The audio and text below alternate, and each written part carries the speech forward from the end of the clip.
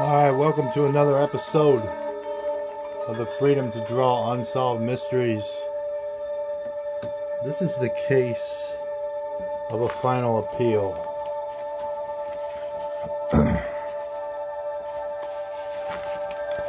"116 people in the USA have been freed from death row. 1 in 9 prisoners on death row are innocent. In 3 decades, the percent is 4.1, over 4%. And this appeal is that of Habib Wahir Abdal, otherwise known as Vincent Jenkins. Time served, 16 years.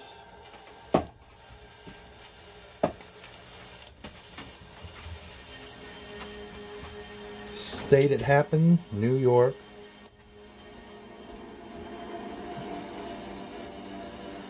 Charge was rape.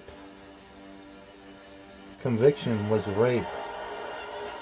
The sentence was 25 years to life in prison.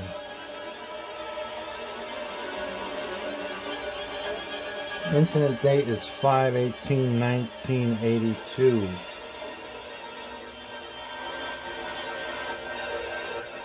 Conviction date was June 6, 1983. Exoneration date was September 1st, 1999. Time served 16 years. The race of the defendant was African American. Contributing causes of conviction were eyewitness misidentification, government misconduct, unvalidated or improper forensic science.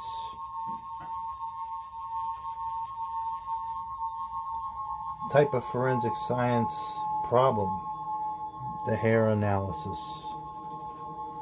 Accused pled guilty. No, he did not. Death penalty case: no, it was not. Type of crime: sex crimes.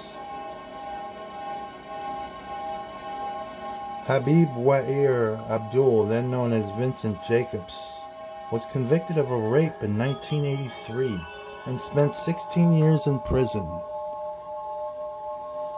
before he was exonerated. In May 1982, a young woman was raped in the nature preserve in Buffalo, New York. The victim described the assailant as a black man between 5'8" and 5'10" tall, with a space between his upper front teeth, who was wearing a hooded jacket. He had blindfolded her during the assault. The investigation and trial: though Abdul did not fit the description, he was 6'2" and did not have a gap in his teeth. He was picked up over 4 months after the assault. The victim had been informed by police that Abdul was the suspect, but she failed initially to identify him as her assailant. The victim then viewed a photo of Abdul that was 4 years old and eventually identified him as the perpetrator during a show-up procedure.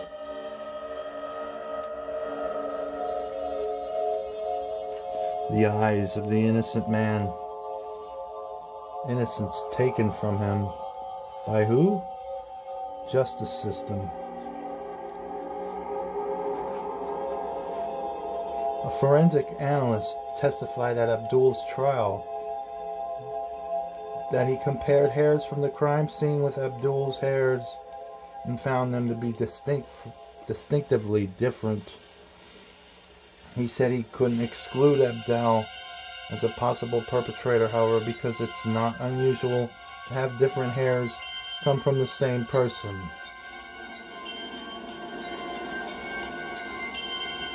He went on to give statistics on the number of hairs necessary in order to determine a match and the likelihood of finding different hairs from the same person.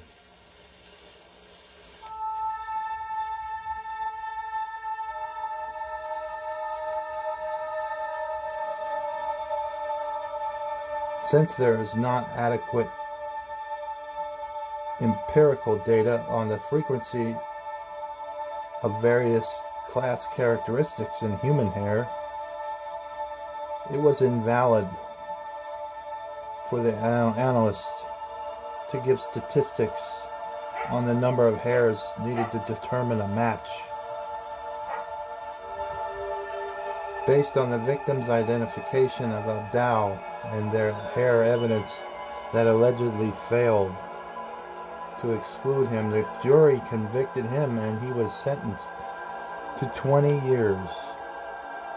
The post-conviction investigation was Abdal's attorney, Eleanor Jackson Peel, continued to work on his case and eventually contacted the Innocent Project.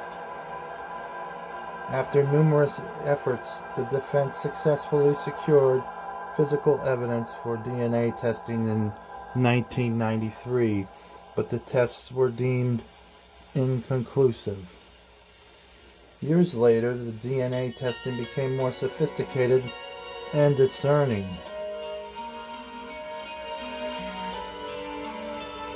Abdal's evidence was again submitted for testing.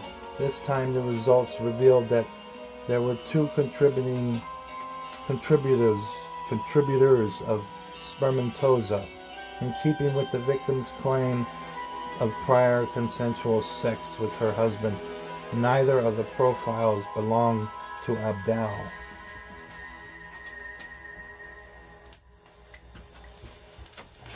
Yep. This is live, guys. We don't do no edits here at the Freedom to Draw Unsolved Mysteries. You hear my dogs in the background. Though the results exculpated Abdal, prosecutors fought his exoneration, claiming there may have been more rapists or that Abdal participated in the rape without ejaculating. These theories contradicted the victim's statements to police that there was a singular rapist who ejaculated inside of her, as well as the prosecution's own theory of the crime trial.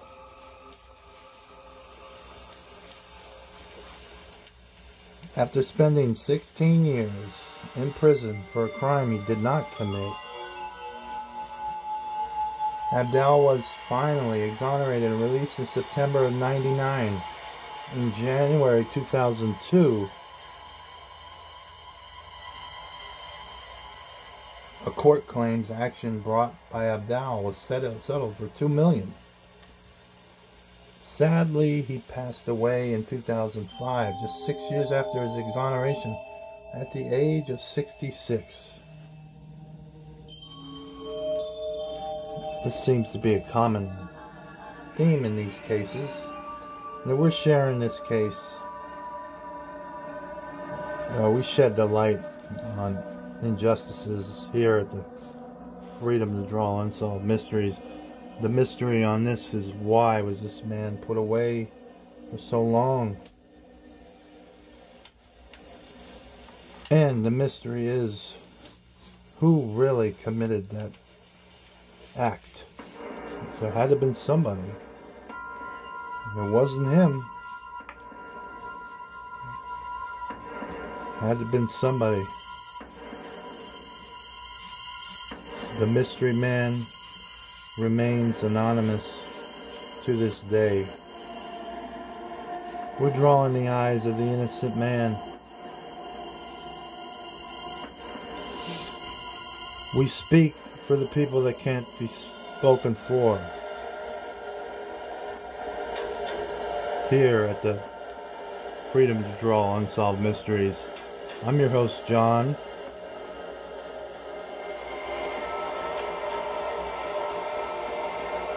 We're putting the finishing touches on this guy. It's easier just to call him Jenkins.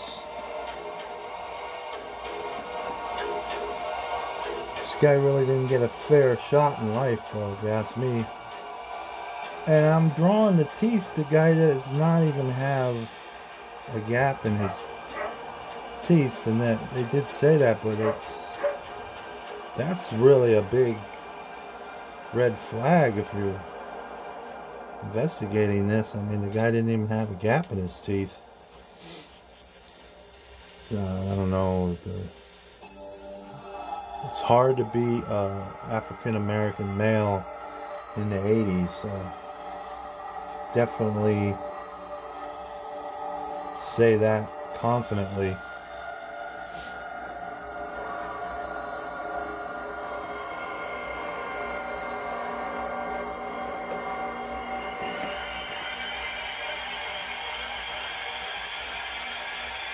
Really didn't have a good picture of this guy. I kind of had to make up his jawline here. But pretty much see how this is turning out here. Who really did this crime to this woman?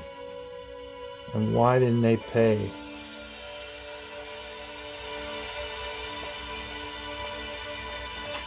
These are the questions in this man's case.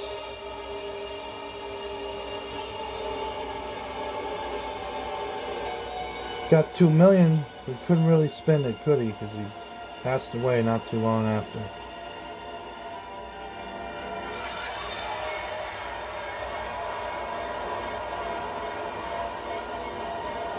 But is money really any substitute for the loss of your freedom? That's why we appreciate the freedom to draw unsolved mysteries here.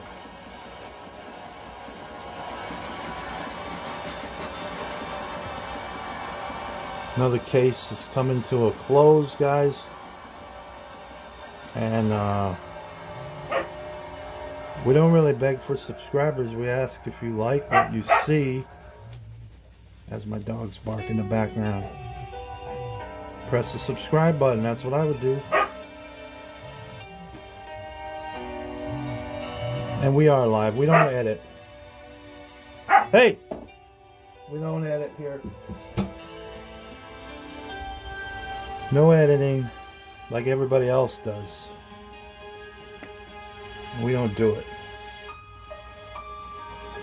We set ourselves apart from the rest. We try to do stuff that other people aren't doing on YouTube. If you like it, subscribe. If you don't, see ya. This is the last time probably you'll watch. Okay, we got a pretty much finished project here, guys. Don't forget this man's case. This is the final appeal of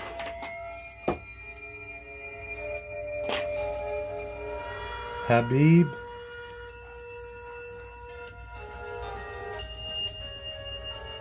Wahir Abdal.